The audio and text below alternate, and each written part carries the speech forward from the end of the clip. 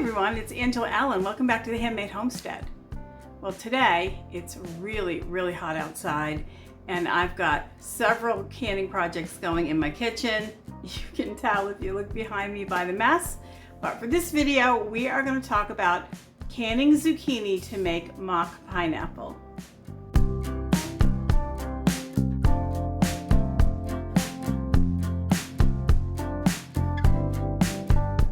In this video, I'm going to be using Ruth Ann Zimmerman's method and recipe. You can find her at Homesteading with the Zimmermans. It's a great tutorial. She has great methods, so much wisdom. Definitely go check that out. And like I said, I'm going to use her method. So I'm literally going to do the zucchini right in the jar. I'm not going to cook the fruit first in a saucepan. I'm going to do this cold method where it goes into the canner cold and then gets processed from there. So I'm gonna go through it. I invite you to come along with me. I'm not gonna do a ton. I just have a few zucchini, but as you can see, I have several kinds. I've got tromboncino, young tromboncino. I have an Italian style zucchini. I have these yellow scallop squash too. I'm gonna peel them first, get them chunked up and put them in jars, and then we'll go from there. So let's go.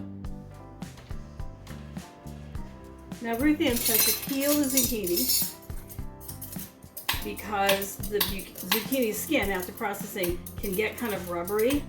I've heard other people say that if you don't peel it, the skin also prevents some of the pineapple flavor from being able to impregnate the fruit as well. So we're going to peel it. And these patty pan squash or scallop squash, the skin on them can be kind of tough, especially as they get a little bit bigger. So I'm going to go through and peel all of it. All right. So the rest of this I'm just going to peel by hand. I used to have all of these great little paring knives. And I think over time, they accidentally, because they were so small, migrated into the trash can. So I seem to be only finding this one little steak knife that I'm using as a paring knife, which is kind of odd, but whatever works, right? That works. All right, let me get the rest of these peeled, seeded if I needed to, and then we'll get them chopped. And I'll be right back. Just a couple of additional little tips that you might find helpful when you're peeling patty pan squash. Leave a little bit of the stem on. It makes it a lot easier to peel it because of its odd shape. And zucchini, tromboncino, patty pan, any of these summer squashes, they get really slick and slippery.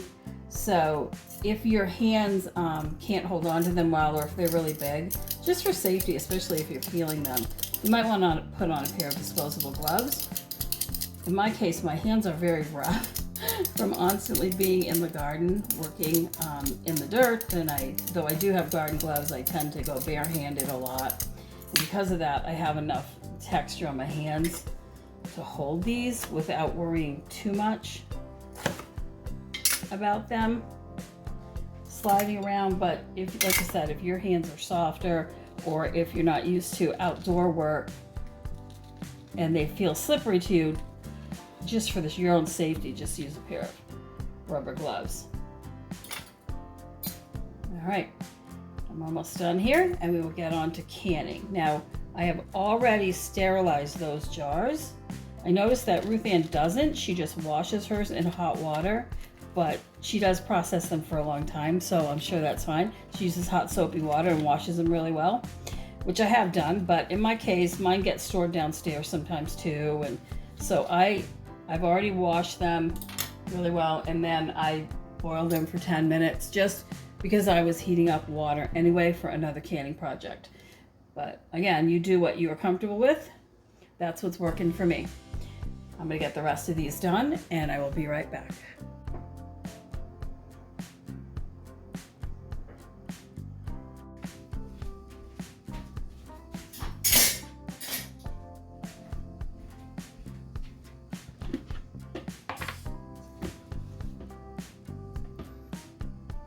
And these will go out to the chickens in a little while.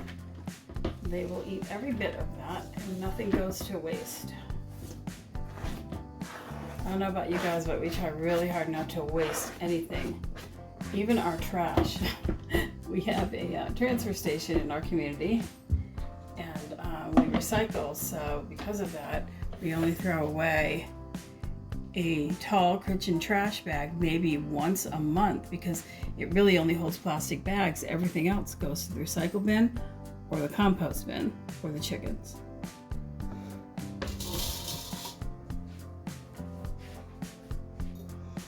All right, now I could shred these and process them that way, or I can cut them in chunks. And in my case, I'm going to cut them in chunks. And I'm going to try to do like little triangles, about the size of a pineapple chunk.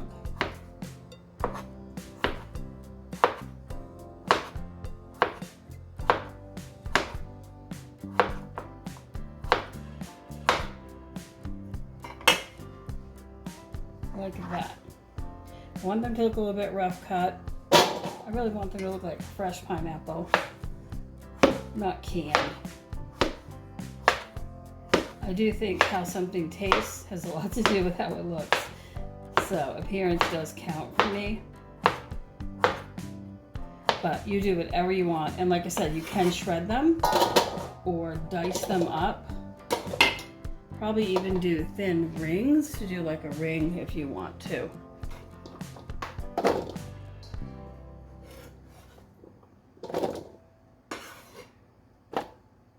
Alright, I want to show you one more view of how slick this watermelon cutter does for removing seeds from something like this.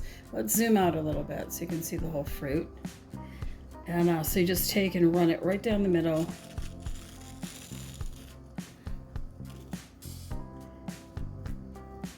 And out it comes. And there's a little bit of seed residue right there. You can see I didn't get it all. I didn't go too deep. And I'm just gonna slide it right down there. Do a little angle if I need to get it all. Isn't that crazy how well that works? Now what I'll do is, I'm sure I can find this same product at Amazon. So I'll leave a link to it. Also, if you don't want to go to TikTok looking for it, right down in my Amazon store under household gadgets, you'll find it. It'll probably be the first thing up you'll see. And the link for that, for my Amazon shop is right down in my description. So you can do that. It doesn't cost you any more if you use it through my link. I do get a very, very small commission, but it doesn't cost you anything different one way or the other. So I'll leave that link down below for you. Alrighty, there is my finished chopped zucchini. Remember, there's 3 kinds in here. I am literally going to just fill these jars as much as practical. I'm going to pack them down in there pretty well, because once they cook, they're going to change their size and shape, but we're going to keep them below the level of the first thread. There we go. And I'm going to go through and pack the rest of these, and I'll be right back with you. I was able to take a minute and get some of the dishes done that was filling up my sink. I just can't work well in a messy environment. And I made cherry jam this morning. You'll see my next video will be about cherry jam, so you'll be seeing that. And so I had a lot of catching up to do. All right, so all of that zucchini made 5 24-ounce containers. I did pack them in there pretty firmly, again below the line there. And so to each one of these, I'm going to put in 2 tablespoons of sugar. This is just regular granulated sugar. Again, pardon my arm, I am a lefty. And I can use my right hand. When I was younger, I used to be almost ambidextrous, but I'm not these days. I don't know why. All right. Now you could probably put a little bit less sugar, but I'm not going to. I'm going to follow Ruth Ann Zimmerman's suggestion exactly, because she's a wonderful teacher. She knows exactly what she's doing. And now we're going to do lemon juice. So 1 tablespoon of lemon juice I am using bottled lemon juice. It is 100% lemon juice, but it is from a bottle. I do have lemons, but I don't have enough to ensure enough lemon juice. And when I'm canning, any kind of canning at all, I really prefer to use standardized products. I don't know what the acid of my lemons would be. I'm not sure. I think the ones I have in the fridge even are Meyer lemons. So I just feel more secure using lemon juice that I know is a standard pH level. Now, if you wanted, you could throw a clove into these. I'm not going to, but if you like a spiced pineapple. Now let's talk about pineapple juice. This is just a store brand from my local store.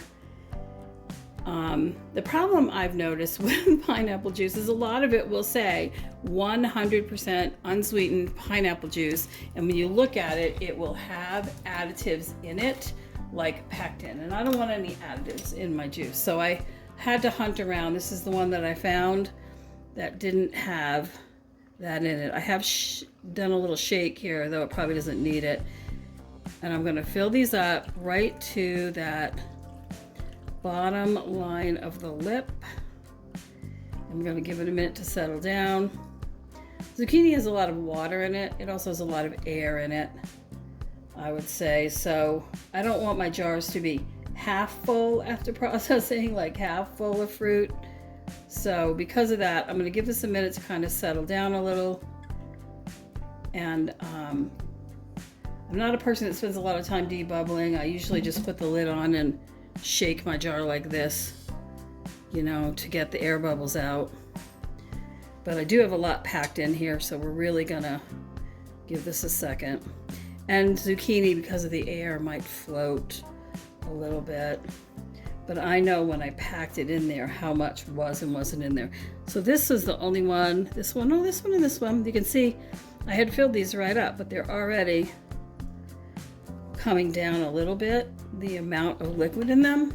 So we're going to give them a minute to just kind of see if they want to absorb some of that pineapple juice. Like this one's already down to here, and I did fill it quite high. So I always give stuff a minute to breathe. Same with this one, it's quite down below. Now I'm not paying attention to the fruit itself because the fruit was packed in there under the line, and if I push it down you can see it does, the juice level comes back up, but not on all of them. This one's still quite low. This one is still, oops, still quite low. We're just going to put that back in there. All right. So give that another minute, and I'm going to put some more juice in it. All right, let's see if we can get these back up to the line before I put the lids on.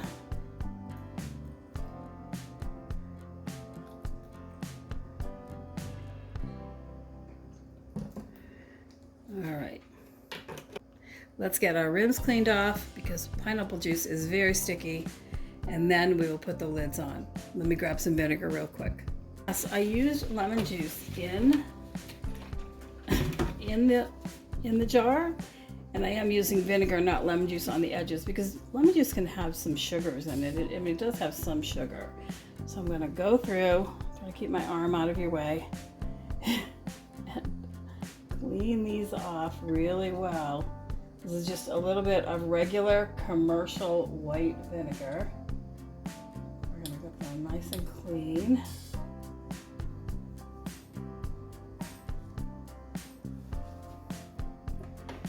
And then we're going to put lids on. These are 4-jar lids. These are my preference. Once in a while you'll see me use ball lids. It's only because I have some of the regular mouth ball lids left, so I'm using them up, but my preference is 4 jars. The lids are much thicker. I've never had any kind of failure with seals on 4 lids jars. It just always amazes me. I am not going to heat these up, though 4 lids does recommend that you heat lids before you use them, where ball ones you don't heat. So always check your manufacturer's directions on the lids that you use. But in this case, these are going to be in there for a long time. They're going to process for 25 minutes, so I think that'll make them plenty warm. let's get the rings on. I did wash these earlier, so they're a little bit wet. Some of them look a little tired. They've been used. They get a little rusty on the edges sometimes, but that's okay. They're only on while the food is in the water bath canner, and then they're removed anyway, so I'm okay if they're a little bit ugly. Let's talk about what it means to put something on fingertip tight. That was very confusing to me when I first started canning. So sometimes what I would do is I would just put it on really loosely, and then they'd come off in the canning pot as all the boiling started. They'd, work their way off. So I've learned that fingertip tight means you put the lid on. You just give it a little tight, a little tight. It's not, you're not cranking it on really hard, but it's on, right? That's where it stops. And you're just gonna go a little bit past that. A little bit past that. You just go on till you feel the resistance, right? And then you just go a little bit past it. And that'll work. That'll work, trust me. This is another thing that happens. Sometimes you get lids that don't fit really well. They'll fit some jars and not others, oddly. I don't mess with that. I just get rid of it, because when I'm done and this comes out of the canner and it cools tomorrow, I have to take these rings off. And if I have to struggle to put the ring on, I'm going to struggle to take it off, and very likely in all that struggling will pop the seal. So if you can't get it on easy, just get rid of it. Don't waste your energy with that one. Do make sure they go on even. And there you go. These are going to go into a cold water bath canner because they are room temperature. It already has room temperature water in it. We'll turn it on high and let it come up to a boil. And once it comes up to a boil, we are going to time this for 25 minutes. But we are not going to start the timer until it is at a rapid rolling boil. All right, let's go. Pardon my Dutch oven. I'm also currently making spaghetti sauce for the freezer.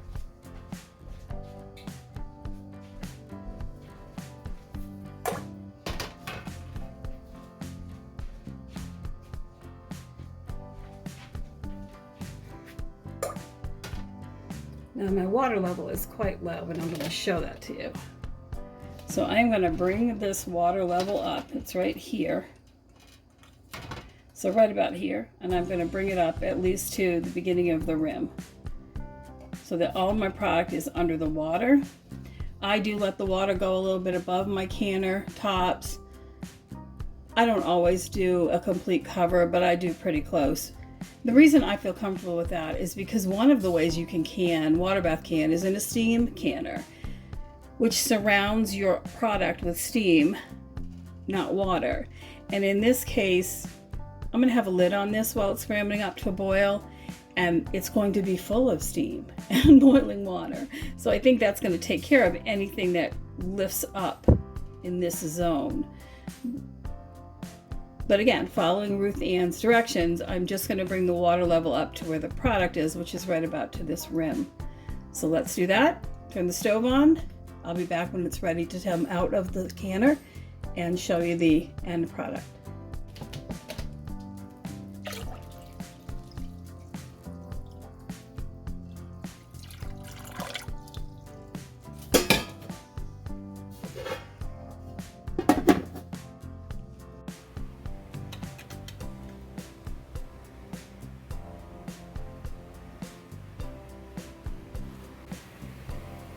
Well, these came out fantastic, and every single one of the 5 sealed beautifully.